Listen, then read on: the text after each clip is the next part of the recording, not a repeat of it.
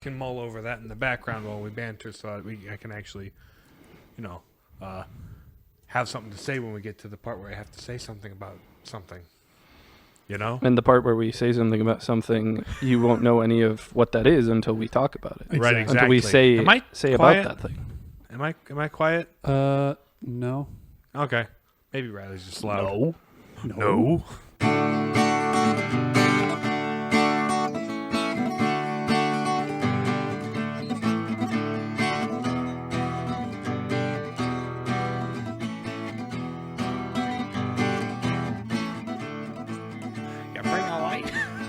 You ever watch the entirety of those old Hotel Mario cutscenes? I haven't.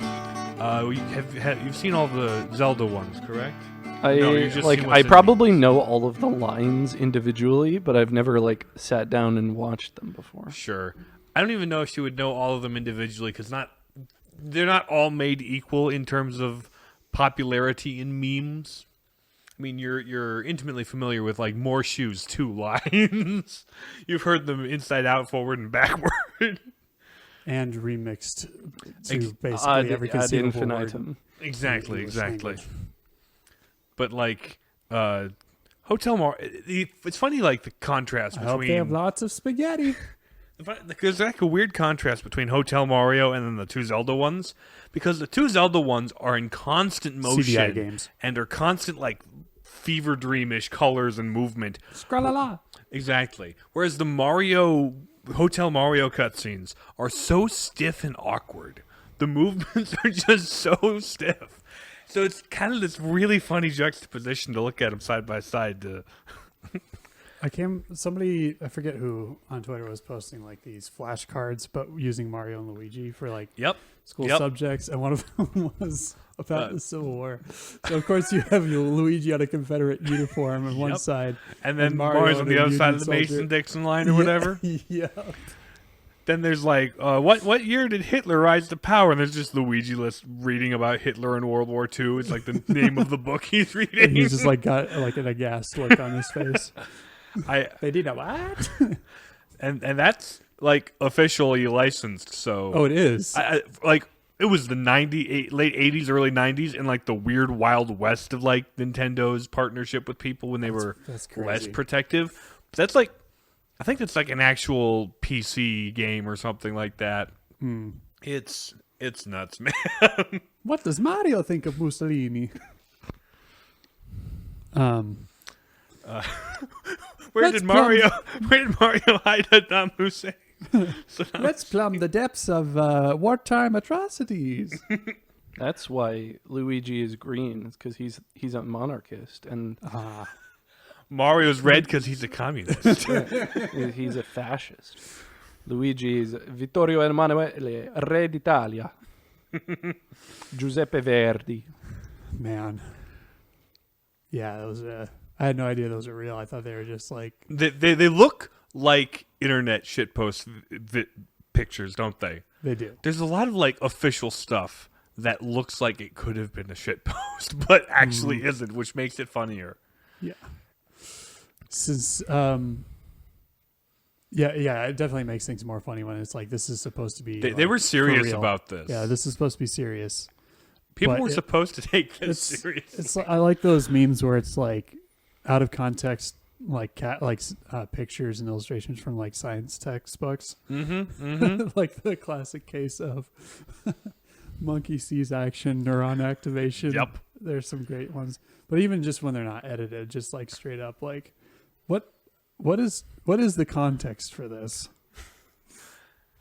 And I kind of don't want to know the context because it's just funnier to not have it. Right. Well, and then when you're studying in the science book or for whatever class, and you come across they're put in there for humor a lot of the time. Right. Because the science textbook editor's got to have a little fun from time to time. Yeah. But yeah, it's just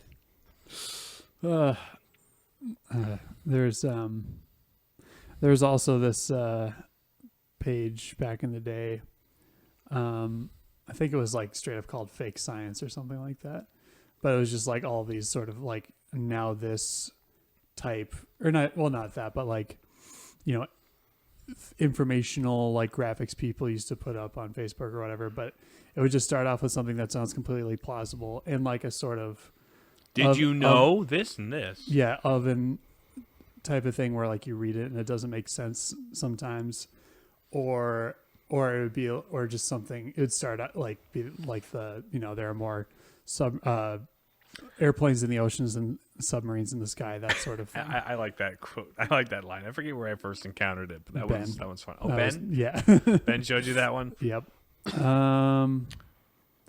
Yeah, there's some great ones back in the day I remember getting a pretty big kick out of, but I don't know what happened. Back when those Facebook pages actually posted things that were good back or before were allowed. We were permitted to post back things before that the were great good. purge right. of the Facebook meme pages. The Order 66 of meme pages. Mm-hmm.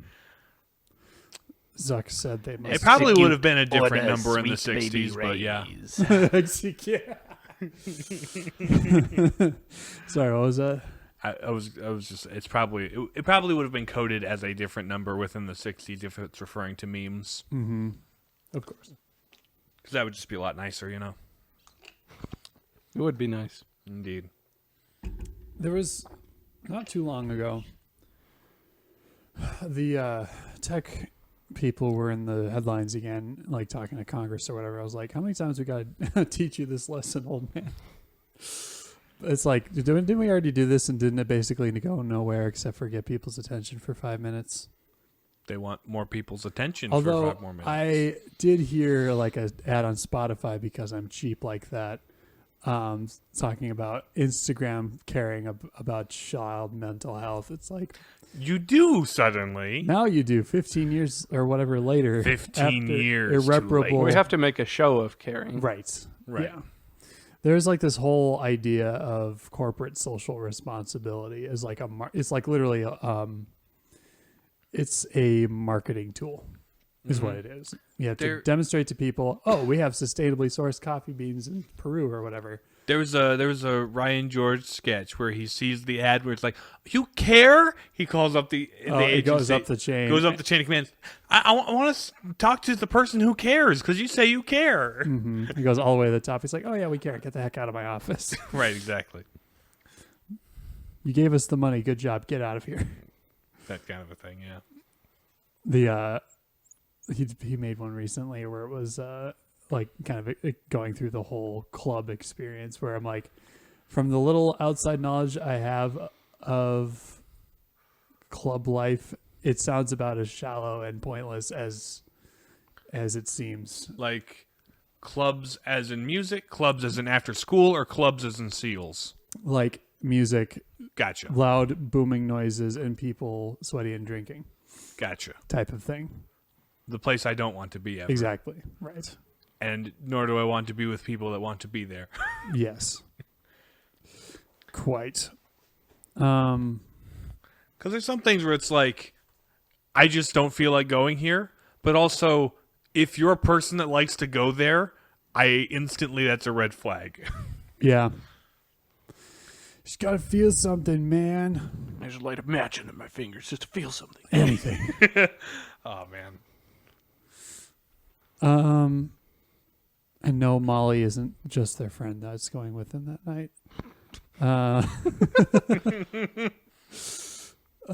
It brings a whole different meaning to Molly Coddle, which admittedly not many people use now that I think about it. That seems like a very old-fashioned word. Oh, for sure. Of course, then again, like, it's the kind of word that your parents would use. Yeah.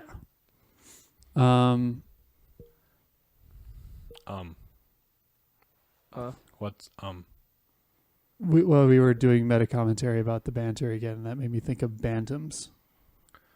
Like yeah, as in the weight class. No, I call it that because they're like small chickens. Oh, okay. So bantamweight is extra small. They're almost quail sized. I was only aware of bantam as a weight class, and because I keep misreading it as Batman. If you have a particularly mean one, you could call it the Bantam Menace. If you got one that sings really well, he could be the Bantam of the opera. I rewatched Phantom Menace the other day with some friends on Discord, and it's just a fun. It reminded me of how much fun I have just like watching a movie with people while playing games, because I was just like playing some RuneScape on my primary monitor. And was it just like this was color commentary going throughout? Yeah, like we had a chat. They have us all muted, so we can't just interrupt everybody's viewing experience. But there's a chat, and we're just doing commentary on it the whole time, like a live stream, basically, like a little private session. Yeah. I was just like, man, this takes me back to just like chilling with my dad, playing games, Diablo 2 and RuneScape, and just hanging out and watching all the classic childhood movies. Yeah. The Star Warses and the Lord of the Ringses and Harry Potterses and it's weird the like. Thinking back on the time when The Phantom Menace was a new movie. Yeah, we were like one. Huh? Well, the thing is, like, we were like 1 year old.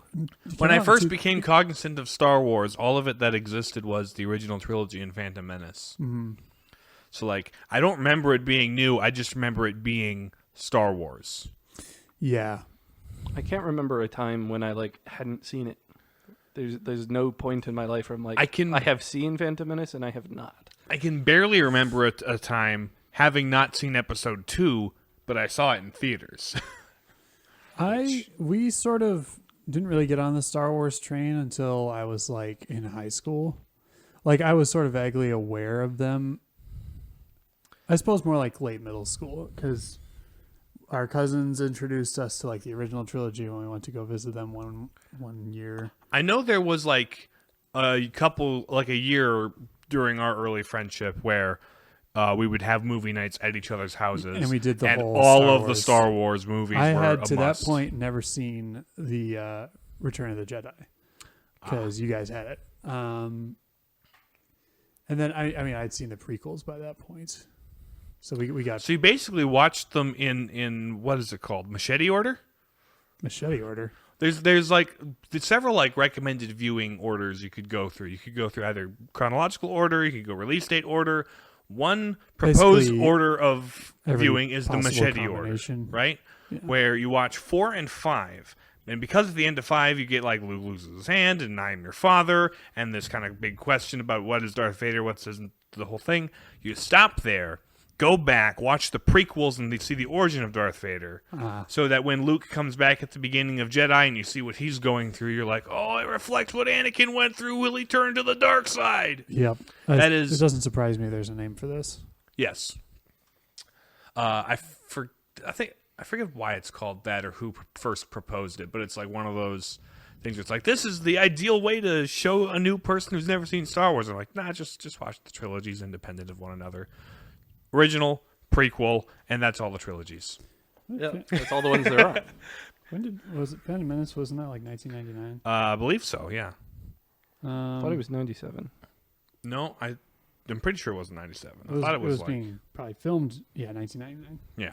It's probably being filmed then. Yeah, and there was like when I was, because we would have been 2.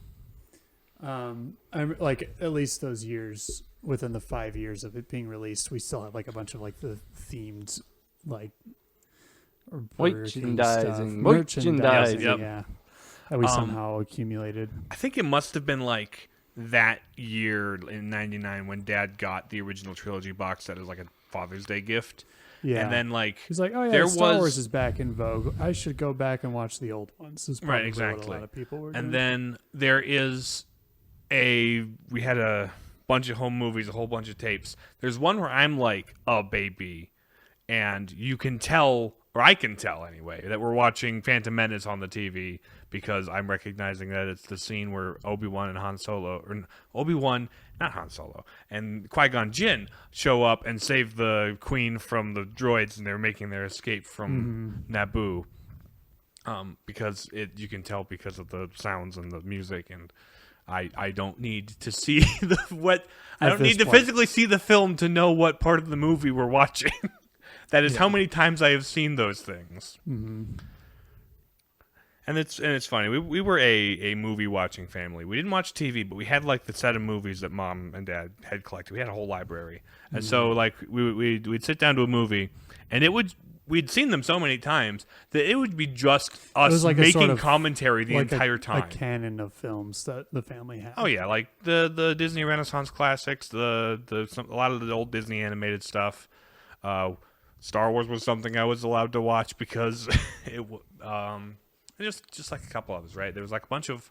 We also had like a bunch of old, like Shirley Temples on VHS, a bunch of old like the Disney live action stuff, the old Treasure Island, the old 20,000 Leagues Under the Sea, Swiss Family Robinson, that kind of a thing. What was the name of the one where like I think it was based off a book or something, but like her dad's off fighting for the British in India, and they think he's dead. So Heidi. That wasn't Heidi. Heidi was the girl in Austria. Okay. Little Princess.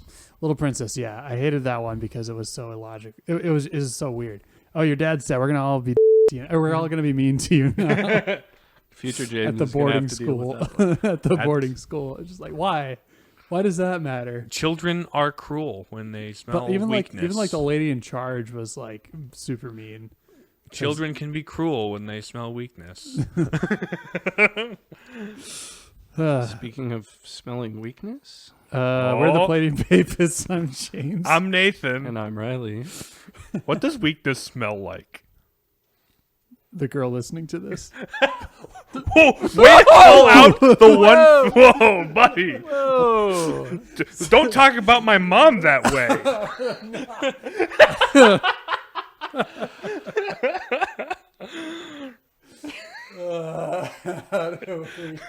That's a deep right. So what are we talking about today? I proposed a little topical discussion today. Yeah. Yes. If we think of a topic bumper ever, we might throw that in here. Otherwise, it'll probably just be Saltcast again. Yeah. It could be Saltcast. This is a teensy bit of a Saltcast. Usually when we do a topic, it's us complaining or noticing a problem with something. This is at least tangentially salty, so yeah. we can call it that. Saltcast warning. Saltcast warning. Saltcast warning. Saltcast warning. This is a big bummer for me.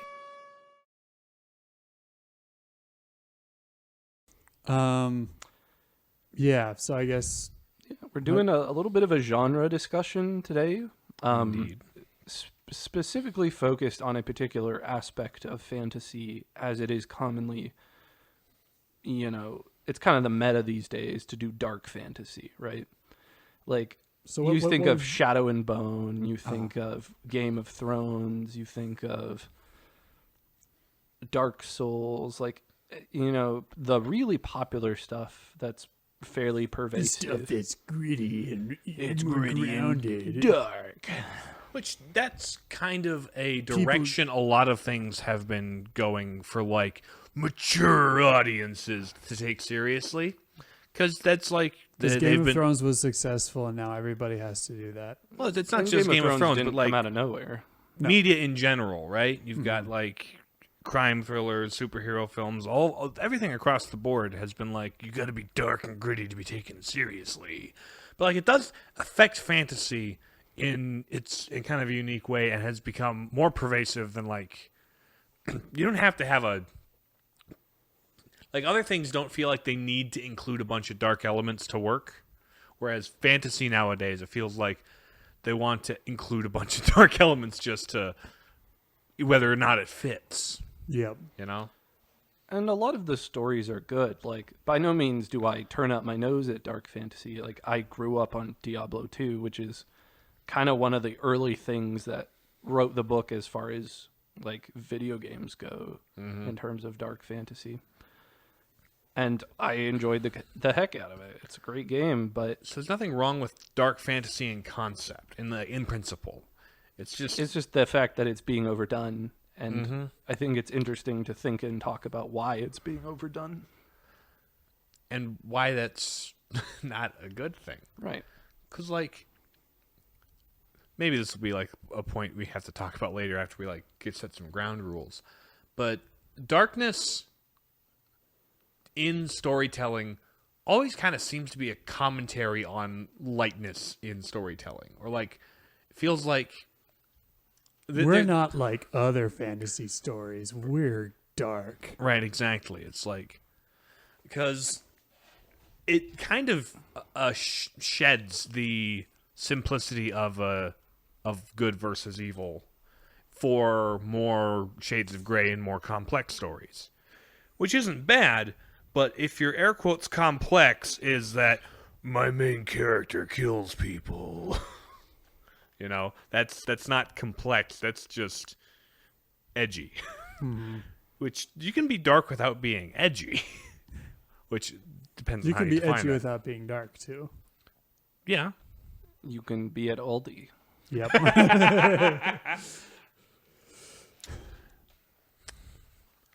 Yeah. So, I kind of want to contrast that a little bit with stuff that, you know, is not dark and is like it employs color and fantastical elements that kind of evoke the sense of wonder. Like that's a huge half of fantasy that I think really gets neglected these days. Like another thing I grew up on is the Warcraft games, particularly Warcraft 3, but they all have this extremely bright, saturated, sharp color to them, like in the way the units are. Like it's a great game design, but it just like visually pops and just has a real sense of colorfulness to it. And you know, you think of other fantasy series that come to mind that do this. Like I think Full Metal Alchemist is one that employs both like bright, colorful fun with also a lot of dark stuff. Mm-hmm. Indeed. It doesn't ride the line, but it employs both. And it isn't dark at the expense of wondering beauty and light. It does so. In fact, it makes the moments of light all the more beautiful when you contrast them with the darkness people are capable of, and it makes the darkness that much more repulsive because you know how good things can be and should be. One moment you're killing the embodiment of envy for 5 minutes straight, and the next it's just two hunky dudes appreciating each other for being masculine. Yeah. It's great. And I think that's like something you lose when you focus and wallow in just the gritty dark. Is you don't have anything to contrast that. There's a sense of almost hopelessness if you just say everything is dark and everything sucks. It could be like that strikes a chord with the zeitgeist of postmodernism. And I think that's absolutely. I think that's exactly it. There's a disillusionment, like pervasive through culture that strikes home with. It's even sort of bled into, like, we're not going to get into the superhero genre, but it's sort of bled into that with most notably with stuff like The Boys or Watchmen or things like that. Or Invincible. Or Invincible. Which we'll get into Invincible once we get further into that. Maybe. We'll see. If it has enough. For the time being, it seems like it's at least trying to wrestle with that and be like, wait, isn't there goodness to being a hero? But at the very least, it might be another discussion video later, contrasted with other things. Yeah. So in the meantime, fantasy. Now, talking about this, I'm starting to think of this in terms of like the Rings of Power. It can't decide which one it's going to be. I never watched it, so I can't really comment much on what it's trying to do. But Lord of the Rings, the showrunners know what they're trying to do. No, they don't. No, and it's clear watching it that there's no real direction for this. But like Lord of the Rings is like the classic example of high fantasy people have been copying the homework of for decades. It is what Plato is to Western philosophy. That is what Lord of the Rings is to modern fantasy. Mm-hmm. It's that seminal. And review it, your cower, screams John at his whatever audio listening device. No, not right now. Anyway. It is not this day. Yeah. But, like, the thing is about that is it is inherently a hopeful story. Mm-hmm. It is a story where they appreciate the beauty of little things and facing the character moments, and like there is objective good in the world and objective evil in the world. Yes, there's people who ride the lines of gray in the middle, but like ultimately it is a very, very classic like fantasy. Whereas nowadays they look at that, they trace the outline, but like turn the saturation all the way down. Mm-hmm. Because or if you're George R.R. Martin is like, but when did Aragorn go to the bathroom? Or you can't have a race of beings that are beings of pure evil. We must humanize them and make them an allegory for race issues in the real world. And like yes, that is my primary problem with like the orcs in Rings of Power, or like the Adar guy in Rings of Power. Right. And it's like, dude, these are the minions of this world's equivalent of Satan, and if you are equating them to a race of human beings that actually exists, that's a you problem. Yeah. That's a bad look for you. Like modern takes on fantasy can't escape dark fantasy or social commentary. Mm-hmm. And that's part of it, because like the social commentary aspect is like, it's inherently lots of shades of gray, because there's been good actors and bad actors, and I'm not qualified to comment on everything, but like you use storytelling tropes made for black and white commentary on good versus evil, and then try to put that onto a complex issue with a lot of moving gears, and say nothing more complex than white man bad. Yeah. Or on the flip side of that, with the whole dark fantasy thing, it's like, oh, everything's actually super gray. You can't make out any... Everything's actually, in fact, super bad. Yeah. There's nothing good about anything that's going on. Yeah, even the people you think are good, they're bad too, just in a different way. It's a very hopeless way to look at the world. Like the establishment empire, bad. Rebels, also bad. Mm-hmm. These guys over here just trying to live, definitely bad for some reason. We don't know why. We talked about there's a degree of sympathy I have to people trying to do something different than I mean, Lord of the Rings is it's very black and white. Yeah, these people are evil.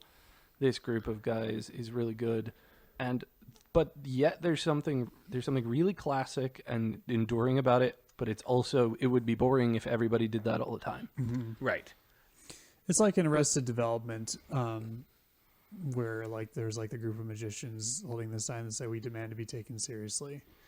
That's what I feel like a lot of attempts at dark fantasy are like, the creators trying to be like, take us seriously, this is dark and gritty and you'll like it. Or just own up to the fact you're making a fantasy story and make a good fantasy story.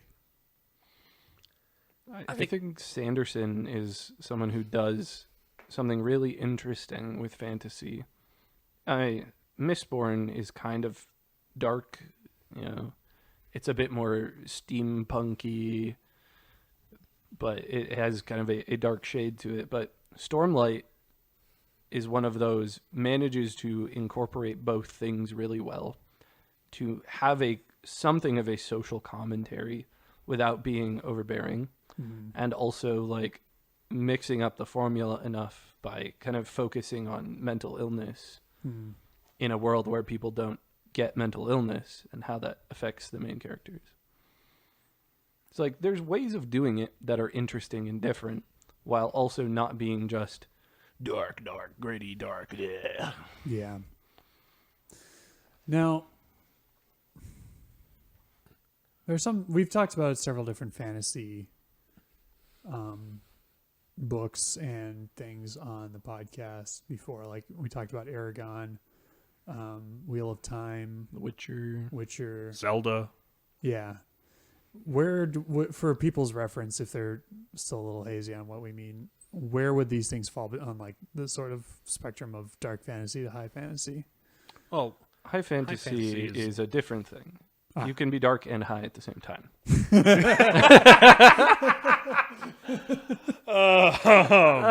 Maybe we rephrase that. Maybe we edit that out. Anyway, yeah. It is possible for a story to be high fantasy. Definitionally, is it takes place on not our Earth. Yeah. So it can be a dark fantasy which employs these kind of color schemes and thematic material while also being on not Earth.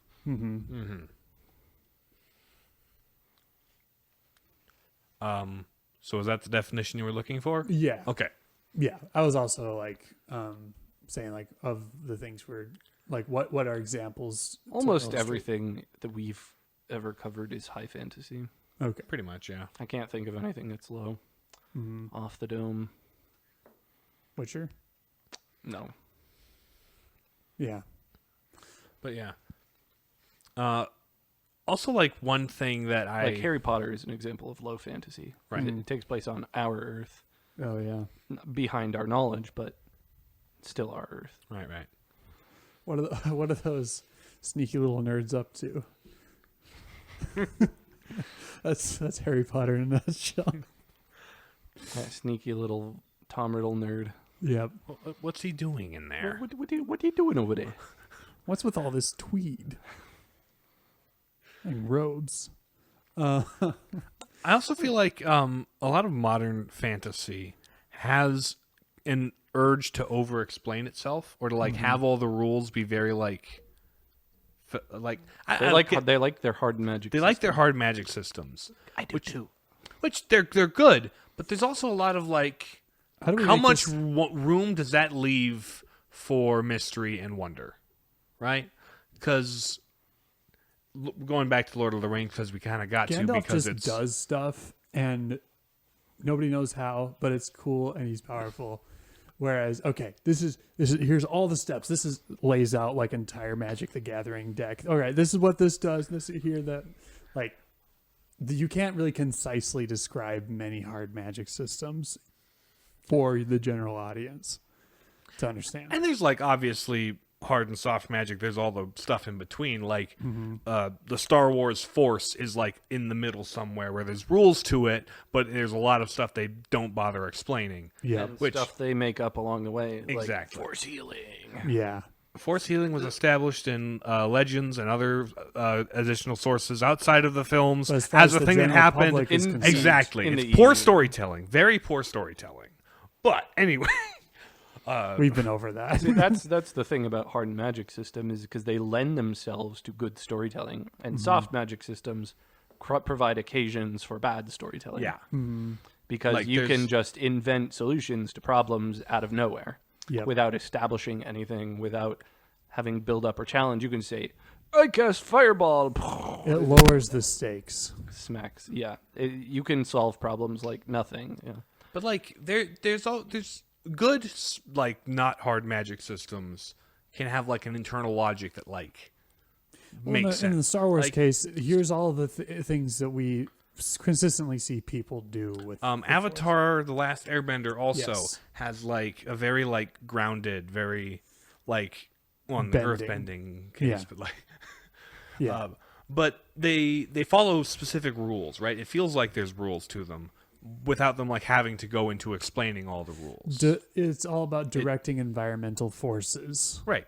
And the ways that they do that make consistent sense. Like the limits of what they can do and like what they can and can't do. It like it all they don't Coherent. It's coherent, exactly. It's consistent with itself without them having to explain what dice they're rolling to get these critical hits.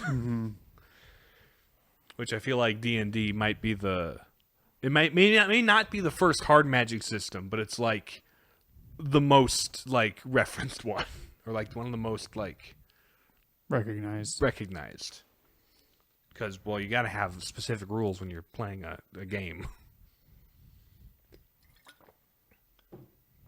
But that long story long, or short story long, I should say, like a lot of dark fantasy seems to not want to wonder at the unknown, but rather sit and stew in a known, you know, In a known bad. in a known Yeah. bad. What do we know for sure that people suck?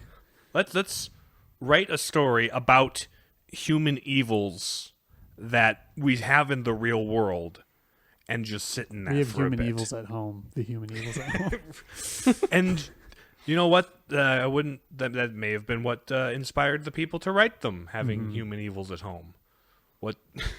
Literally speaking. Exactly. And again, there's ways of doing that that's good and provides useful commentary. And there's ways of doing it that are like, okay, this is being dark for the sake of being dark and being hopeless for the sake of being hopeless. Mm-hmm. Mm-hmm. Or being lewd for, the sake of being lewd. For selling copies. Yep. You need something to catch their eye on the cover. I don't know. Just tell a good story. Yeah. That's all you need to do, dog. Yep. Yeah. Of course, if it was that easy, more people would do it. That's right. That's why I don't. Yeah. It reminds me of the Flannery O'Connor quote. She's like, I have been given the talent to write, and so many more people than should be writing are writing, and they suck. It's like, I don't have the talent for writing. I have the talent for analysis and recognizing good writing when I see it. I don't have that kind of creative juice, and so I don't. It is a useful exercise in general to sort of be honest with yourself about your limits like that in like a positive way. To know your place in a not derogatory way. Mm-hmm. Like, I really would love to create my own stories and write stuff. Even if I studied it a lot, which would probably make functional, workable stories, but it wouldn't be great. Yeah. And I wouldn't want to write something that isn't great. And it is a good thing that the people who are uniquely skilled at it are uniquely skilled at it. And I can appreciate the things that they do and derive joy from them. Yeah. And just kind of shake your head and walk past the people that don't have it and do it anyway. So what would our stab be at what makes... what does it take for dark fantasy to be good? For one thing, it has to have something more interesting to say than humans are capable of evil. Mm-hmm. The statement can't end there. There has to be a hope to it, a choice to it, something that isn't more than just here's how bad people can be. Mm-hmm. Give them power and it'll corrupt them even more, That's one step from my perspective. I think the solution is to hold the tension, to employ both, to illuminate the other, to use brightness and good and joy to illuminate how destructive darkness can be. Mm-hmm. Without falling into the young adult fiction trap of you are automatically special and everything about you is good. You need to go kill the big bad guy in charge. While also allowing darkness to really be felt and this is genuinely really terrible that this is the case. And to give honor to suffering that is caused by stuff that go on. Mm-hmm. And to acknowledge and recognize the fact that there is objective bad and that must consequently mean that there is objective good. Mm-hmm. I would reverse the order. Reverse the order? Yes, because evil as such does not exist. Right. Evil is only ever a lack of goodness. It is a privation of goodness. Right. And so if you're focusing so much on evil, there must also be... There's a reason why we call them depraved It's acts. because there's a good. Mm-hmm. But it's you see how far this thing is from where it's supposed to be. Mm-hmm. And how destructive it is on everything around it. Because if everything's bad in your world, then what's the point? And maybe that's the point. What's the point? That's kind of the Attack on Titan conclusion. Is Exactly. Everything bad. Yep. And the moments of good are illusion. Go back to our episode on that. Go into detail on that whole thing. But yeah, it's a good example.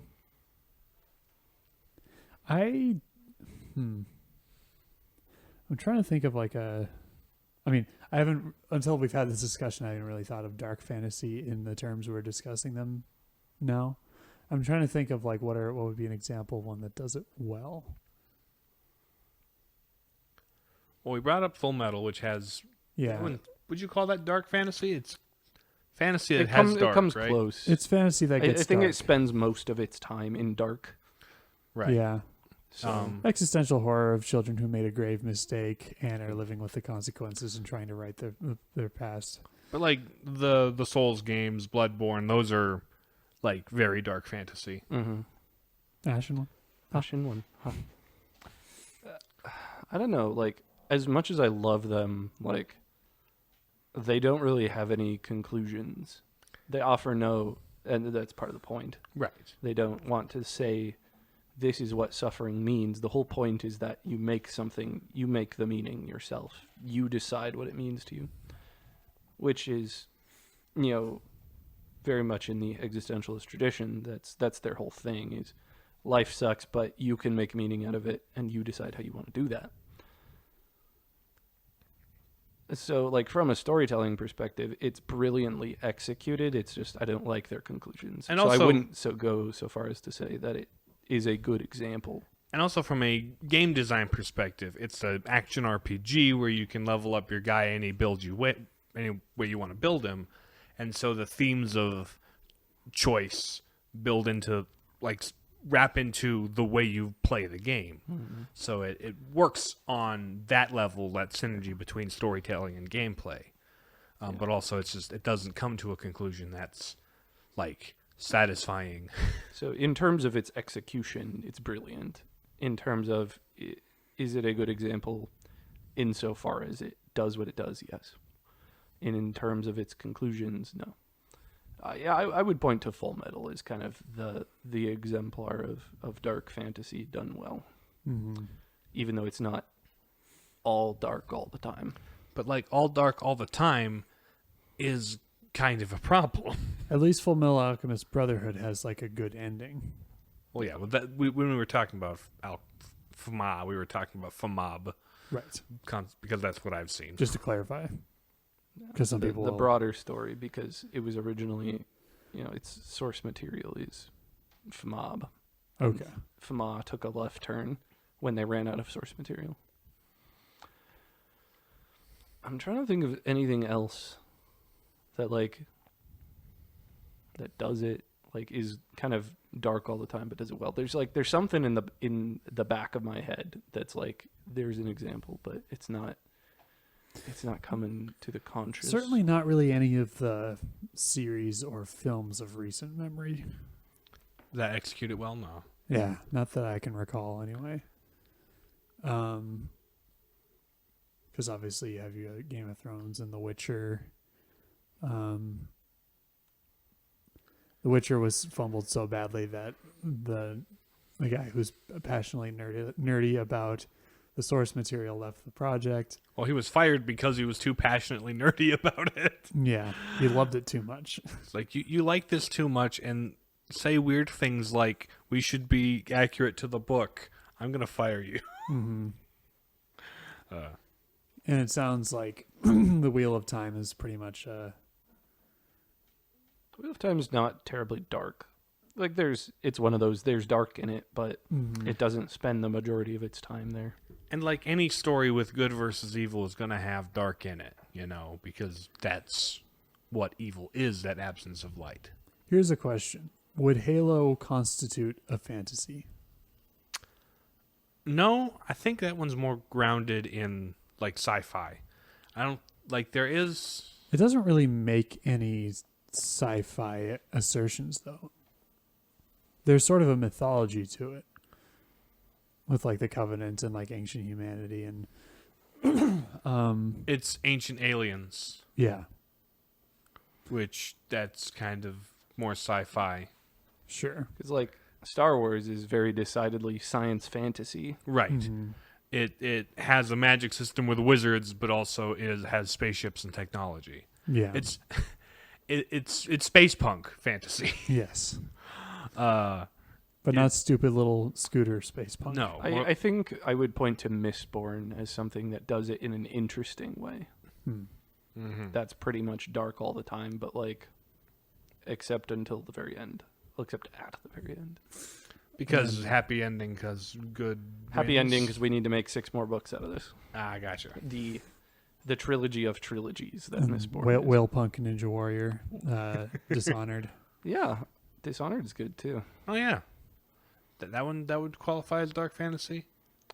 I don't know if I'd quite put it in the fantasy camp. Okay, sure.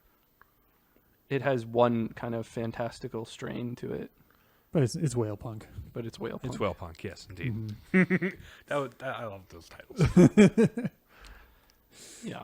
Mistborn. It seems like in games have done a better job of handling the dark fantasy genre, broadly speaking. Broadly speaking. And I think it's because a lot of like modern fantasy film and novel are, Europe, America is very Western focused, and they are on their dark kick that's kind of hopeless and nihilist. Whereas the games made in Japan have like a different philosophy because different cultures. So I feel like there's a difference in attitude toward fantasy between the two hemispheres. Yeah. Which To be expected. It's to be expected, but that's probably also why we brought up Full Metal Alchemist Brotherhood as like a good example of like really dark themes in really good fantasy. Yeah. It seems like in Full Metal Alchemist and in Attack on Titan, it's sort of like an Eastern look at Western stuff. That's Dark Souls 2 as well. Wait, where's From Software based out of? From Japan. The director's named Miyazaki. Okay, that I did not know. Yes. They're very... And you see that in kind of the cyclical nature of time that they employ. Mm-hmm. Sure. I guess any other comments on the... Have we covered the points we wanted to get to? I think broadly, yes. Sort of ambled There's about. other like tangentially related aspects of fantasy that could be interesting to touch on. Yeah, we could touch Maybe on like contrast with another strain of overly colorful, saturated wish fulfillment fantasy that is the isekai genre. Yep. He's not Which here, is- but aggressively looks and Hey, would it be- I like isekai myself, yeah. but there's a lot that overdoes it. Because And when fantasy is done, like that kind of fantasy is done wrong, it's just like, it's purely wish fulfillment, escapism, and is kind of detached from reality and is ungrounded and fails to really say anything meaningful about life other than life sucks. This other magical world is so much better. I like it here. Imagine you were this guy who has inexplicably been found attractive by every woman within a 6-mile radius. I think it is unsurprising that this manner of thing has given anime its reputation in certain circles. in recent times, more so. Well, I feel like there was like I feel like it must have kicked off like really in like the 2010s. The 2010s for sure, because the That was about, late 2000s was where all those source material light novels came out. When ReZero and Mushoku Tensei and SAO were coming out, and those were kind of like the seminal works of the isekai explosion. But yeah, it's like I love the aesthetic. It's just like it's swords and magic and fun monsters, and like aesthetically it's awesome. I love it, but it's just like most of this is garbage storytelling. yeah. And then we get into cat people, and it starts to get weird really fast. It gets weird really, really fast, and that's bad. It's like Sword Art Online was the first season was like, okay, this is actually an interesting, compelling story, and then after a while, it's just like, okay, here's the next girl in his in this Infinity Gauntlet. yeah. It just devolves rapidly into exactly what into this kind of wouldn't it be cooler if you lived here? Mm-hmm. Wouldn't it be cool? Like, it's always some nobody from the real world, this every man, any man, gets suddenly yoinked and put someplace where gets hit by a truck. Yep, and he gets hit by Truck Coon, mm-hmm. and wakes up in a world that's objectively better for him. Even if that means you're like an inanimate object. They get weird with it because there's only so many ways to mix up the formula. Mm-hmm. Yes. While also being formulaic, as they tend to be. Indeed. So they try and break from the formula, and they explain what the breaking of the formula is in the paragraph of a title they have. And then it's all just commentary on the previous formula. Mm. Right. It's meta-narrative. There's starting to be a feedback loop. Yeah. Mm-hmm. And then the original works have some of their enduring value. Like, ReZero is phenomenal, even though it's weird. Mushoku Tensei is phenomenal, even though it's deeply uncomfortable and messed up. But it's supposed to be because the main character realizes that he's really messed up and has got to get his crap together. And then doesn't, but that's it actually kind of honors the, hey, just because you get teleported to a magical fantasy world doesn't mean everything's better immediately. Like, you're still you. You still have all your old problems. Because they're the ones that invented the genre, pretty much. So it's not like there was, the stuff to refer to. Mm-hmm. But that's kind of the...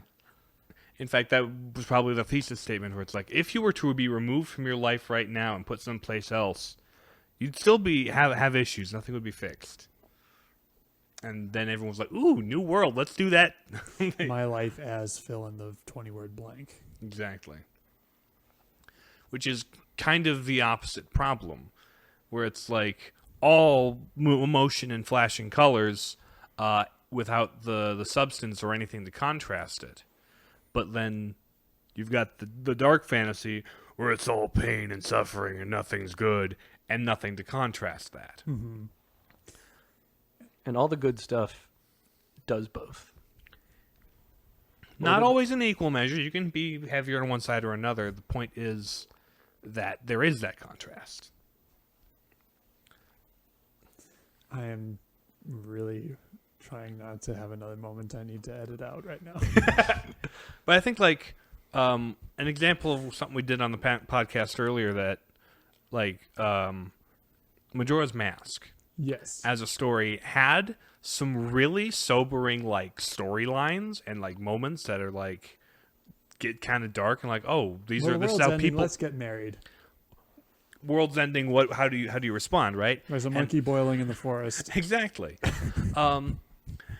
But it contrasts that with the good you can do, the impact you have on their lives, and the how involved you can get in them personally, and then your drive to save them. So it's not. I wouldn't call. And they will remember nothing of what you did for them until the last day when you fix the loop and the fourth day continues. It's a whole thing. Yeah. But, like, my point is, like, that's often touted as the darkest Zelda game. There's also Twilight Princess, which is dark in as much as it's brown. Yeah. But, like, tonally, Majora's Mask has, like, the darkest subject matter and is most in depth. Goes most in depth with it. Dark, because it's certainly like imposing and like spooky and anxiety causing. It's about how people respond to death. About the inevitability of it, right? And so there's some, like, you can read into some of the stories where it's like, oh, actually, it's apocalyptic for sure. Right. But, like, it doesn't dwell on that. That's not the point. There's these moments of, beauty and goodness, and ultimately you win. So it's not. I wouldn't say it's like dark fantasy by any stretch, but, like, it balances well. It has the dark parts that serve their purpose in the story and such, as well as the lighter parts that are like the adventure, the wonder. It's a Zelda game, right? Mm-hmm. It's kind of that wide-eyed fantasy. The real darkness is in your interpretation. The real darkness was the friends you made along the way. The real darkness is having to swim around a water temple over and over again and keep missing that one hole you're trying to swim into over and over because you know how it works. It's just that right when you get to the minute, and you have to complete this thing within a certain amount of time or else the world's going to end. You have to start the dang thing over again. There's a different anime that I think it's an isekai that has a character named Darkness, right? Yes, that would be Konosuba. Okay. Which is the definitive commentary on life would still be crappy if you were teleported to another world. Gotcha. Everybody is still jerks. Gotcha. And weird and messed up. Okay. I've only seen I haven't heard much about it aside from the two characters people use as profile pictures on the internet. I could go on a whole rant about people who use anime profile pictures specifically. Grow a personality, friends. Coming from a considerable anime fan, grow a personality. There's nothing wrong with your face. That's Is there? That's what I've got to say right now. Anyway, you might have a disordered attachment to a fictional character. Mm-hmm. Just saying. I have a picture of Remy throwing up because it's funny. We are not the same. I have a picture of myself lighting dedication candles in the Cathedral of Crookston. So. Oh yeah, that's kind of cool. Yeah, that's my little PFP evangelization technique. Yeah, that nobody has ever commented on. No.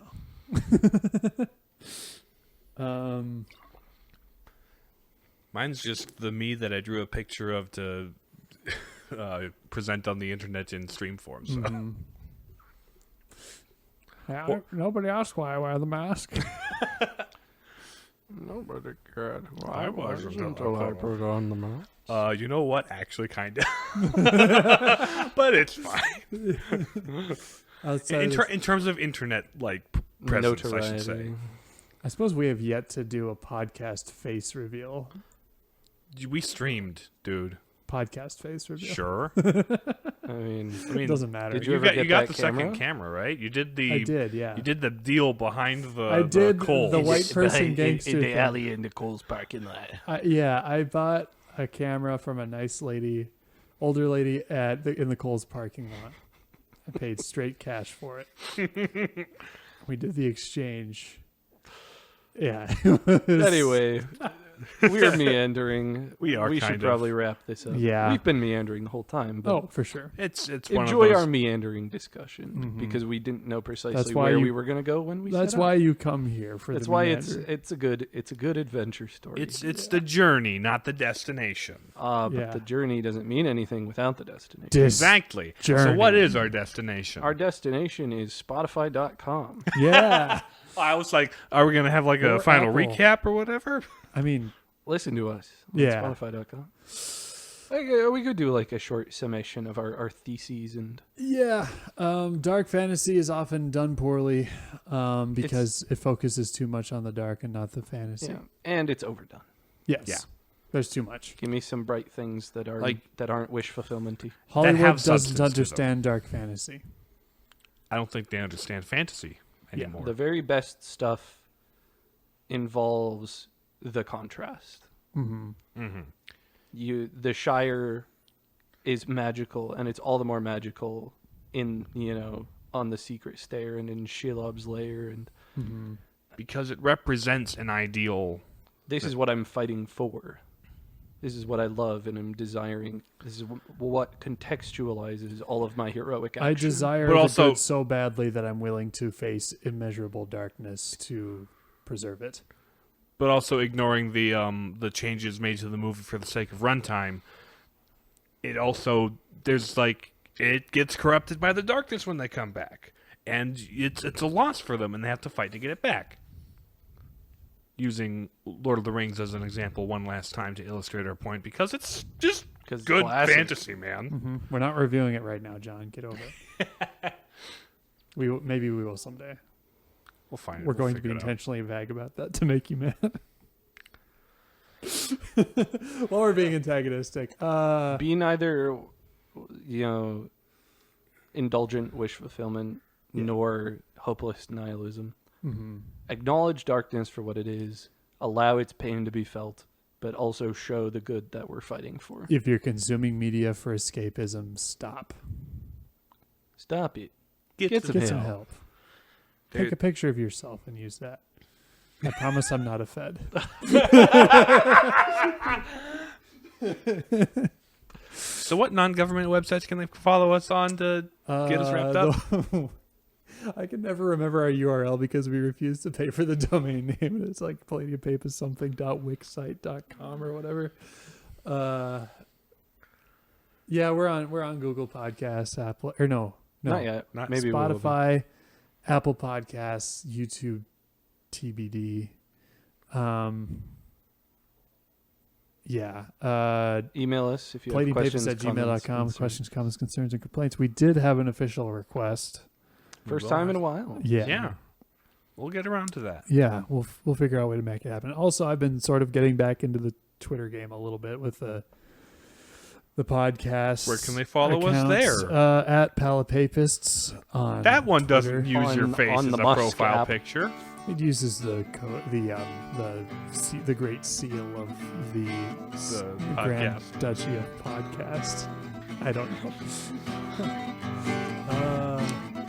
Yeah, that's the thing. That's all, folks. Yeah, so we'll talk to you guys in the next episode. Bye. Bye. See ya.